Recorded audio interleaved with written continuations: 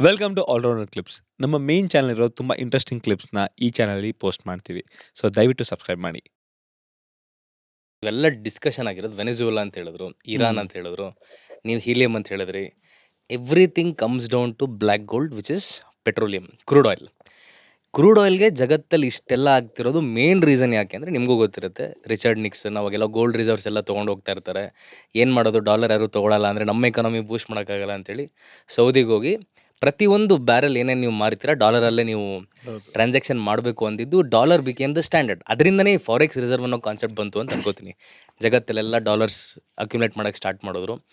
And U S major wars ಮಾಡಿರೋದು ಇದೇ ರೀಸನ್ಗೆ. ಇವನ್ ಗದ್ದಾಫಿ ಏನಪ್ಪ ಮುಅಮ್ಮರ್ ಗೋಲ್ಡನ್ ಗದ್ದಾಫಿ, ದಿನಾರ್ ಮಾಡ್ತೀನಿ, ಲಿಬಿಯಾ. ಲಿಬಿಯನ್ ದಿನಾರ್ ಅಂತ ಮಾಡ್ತೀನಿ ಅಂತ ಹೇಳಿದಕ್ಕೆ ಅಸಾಸಿನೇಟ್ ಮಾಡಿದ್ರು. ಸದ್ದಾಮ್ ಸದ್ದಾಮ್ ಹುಸೇನು ಕೂಡ ಯೂರೋಸಲ್ಲಿ ನಾನು ಮಾರ್ತೀನಿ ಅಂತ ಹೇಳಿ ಮಾಡಿದ್ರು.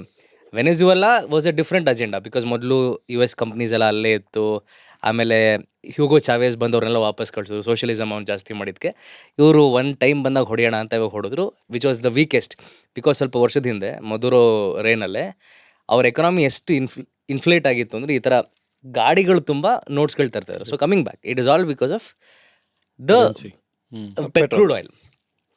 ನಾಳೆ ದಿನ ಡಾಲರ್ ಅನ್ನೋದು ಬೇಡವೇ ಬೇಡ ಟ್ರಾನ್ಸಾಕ್ಟ್ ಮಾಡೋದಕ್ಕೆ ಅಂದಾಗ, ಸೇ ಫಾರ್ ಎಕ್ಸಾಂಪಲ್ ಇಂಡಿಯನ್ಸೇ ರುಪಿ ಕೊಟ್ಟು ಟ್ರಾನ್ಸಾಕ್ಟ್ ಮಾಡ್ಬೋದು, ಅಥವಾ ಸೇ ದಿನಾರ್ ಹೌದು. ಕೊಟ್ಟು ಯೂರೋ ಕೊಟ್ಟು ಮಾಡ್ಬೋದು. ಅಂದರೆ ಗ್ಲೋಬಲಿ ಏನೇನು ಚೇಂಜಸ್ ಆಗುತ್ತೆ if they are allowed to transact with their own. Because ಯುವಾನಲ್ಲಿ ಟ್ರಾನ್ಸಾಕ್ಟ್ ಮಾಡ್ತೀವಿ ಅಂತ ಇರಾನ್ ಹೇಳಿದ್ರು.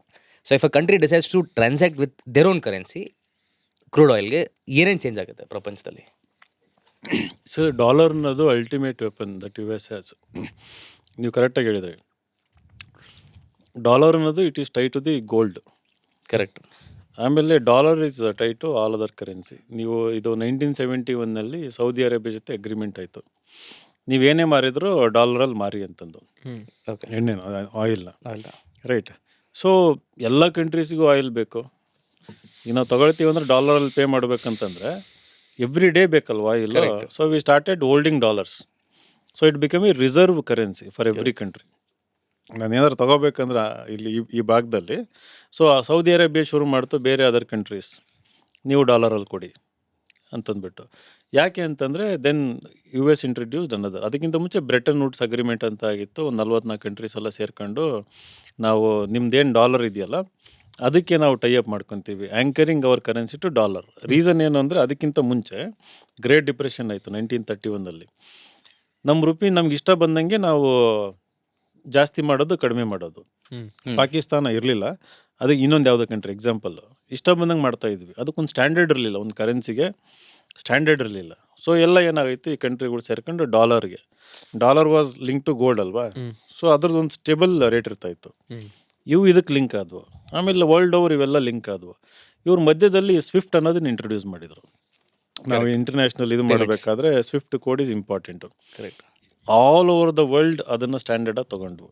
ಸೊ ಸ್ವಿಫ್ಟ್ ಅಂತಂದರೆ ಐ ಆಮ್ ನಾಟ್ ಶೋರ್ ಅದೇನೋ ಇದೆ, it's a kind of payment international financial Correct. Telecommunication Right. ಅಂತಂದ್ಬಿಟ್ಟು society for worldwide international Done, sir. Financial telecommunication ಅಂತಂದು. Okay. So ಏನಾಗುತ್ತೆ ಅದರಲ್ಲಿ, ನಾನು ಅಮೇರಿಕಾ ಬೇಡ, ಫ್ರಾನ್ಸಲ್ಲಿರೋರಿಗೇನೋ ಪೇ ಮಾಡಬೇಕಂತಂದರೆ ಸ್ವಿಫ್ಟ್ ಕೋಡ್ ಹೋಗ್ತದೆ. ಫಸ್ಟ್ ಅದು ಫಾರ್ ಎ ಬ್ರೀಫ್ ಪೀರಿಯಡ್ ಡಾಲರಿಗೆ ಕನ್ವರ್ಟ್ ಆಗ್ತದೆ ಓಕೆ. ಆ ರೇಟಿಗೆ. ಆ್ಯಂಡ್ ದೆನ್ ಅವರಿಗೆ ಫ್ರಾನ್ಸಲ್ಲಿ ಏನಿದೆಯಲ್ಲ ಫ್ರ್ಯಾಂಕ್, ಆ ಇದರಲ್ಲಿ ಕನ್ವರ್ಟ್ ಆಗ್ತದೆ. So entire world transactions started happening through again dollar route. SWIFT ಏನು ಕ್ರಿಯೇಟ್ ಮಾಡಿತ್ತಲ್ಲ ಅದಕ್ಕೆ. ನಮ್ದು ಏನೇ ತಗೊಂಡ್ರು, ಏನೇ ಸೆಲ್ ಮಾಡಿದ್ರು, everything is link to dollar. So ಅದೇನಾಗೋಯ್ತು, ಇಟ್ ಬಿಕೇಮ್, ಅದು ಸ್ವಲ್ಪ ಡಿಸ್ಟರ್ಬ್ ಆದರೂ ಗ್ಲೋಬಲ್ ಟ್ರೇಡ್ ಡಿಸ್ಟರ್ಬ್ ಆಗುತ್ತೆ, ಗ್ಲೋಬಲ್ ಬ್ಯಾಂಕಿಂಗ್ ಸಿಸ್ಟಮ್ ವೀಕ್ ಆಗಿ ಹೋಗ್ತದೆ. ಸೊ ಅದನ್ನು ಇಟ್ಕೊಂಡು ಇದು ಎಲ್ಲ ಆಟ ಆಡ್ತಾ ಇತ್ತು. ಇವಾಗ ಏನಾಗೋಗಿದೆ, 2 ಆಪ್ಷನ್ ಬಂದಿದೆ ವರ್ಲ್ಡ್ಗೆ. ನಾವು ವಿ ಕ್ರಿಯೇಟೆಡ್ ಬ್ರಿಕ್ಸ್ ಅಂತಂದು, Brazil, Russia, India, China and South Africa ಅಂತ. ಮೊದಲು ಬ್ರಿಕ್ ಇತ್ತು, ಆಮೇಲೆ ಸೌತ್ ಆಫ್ರಿಕಾ ಆ್ಯಡ್ ಮಾಡಿ ಬ್ರಿಕ್ಸ್ ಅಂತ ಮಾಡಿದ್ವಿ. ಓಕೆ. ನಾವು ಬ್ರಿಕ್ಸ್ ಬ್ಯಾಂಕ್ ಅಂತಲೂ ಮಾಡಿದ್ವಿ. ಇವಾಗ ಬ್ರಿಕ್ಸ್ ಪೇ ಅಂತ ಒಂದು ಕರೆನ್ಸಿ ಮಾಡಬೇಕಂತಂದು ಫಾರ್ ಮೆನಿ ಇಯರ್ಸ್ ಹೌದು. ಮಾಡ್ತಾ ಇದ್ದಾರೆ. ಅದನ್ನು ಯು ಎಸ್ ಯಾವಾಗಲೂ ಕೌಂಟರ್ ಮಾಡ್ತಾ ಬಂದಿದೆ. ಆಮೇಲೆ ಚೈನಾ ಯುವಾನ್, ಅದು ಇಟ್ ಈಸ್ ಫೋರ್ಸಿಂಗ್ ಇರಾನ್, ನೀವು ಬರೀ ಡಾಲರಲ್ಲಿ ಯಾಕೆ ಪರ್ಚೇಸ್ ಮಾಡ್ತೀರಿ. Saudi Arabia it had a deal actually, some of the oil is actually sold by through yuan. Okay. ಆಮೇಲೆ ಇರಾನ್ಗೂ ಇದು ಮಾಡ್ತಾ ಹೋಯ್ತು. ಈಗ ಬ್ರಿಕ್ಸ್ ಪೇ ಅಂತ ಬರ್ತಾ ಇದೆ. What I have heard or read ಅಂತಂದರೆ ಅದು ಇನ್ನೂ not like a currency. Hmm ನೋಡ್ತಾರ ಇಲ್ಲ, ಬಟ್ ಇಸ್ ಡಿಜಿಟಲ್. ಹೆಂಗೆ ಯು ಪಿ ಐ Crypto ತರ. ಇರ್ತದೆ, ಯು ಪಿ ಐ ಇರ್ತದೆ, ನಾನು ಯು ಪಿ ಐನಲ್ಲಿ ಪೇ ಮಾಡ್ಬೋದು ಅವರಿಗೆ. ಓಕೆ. ಬಟ್ ಬ್ರಿಕ್ಸ್ ಪೇ ಅಂತಂದು ಬರ್ತದೆ, hmm right. It's kind of a digital currency.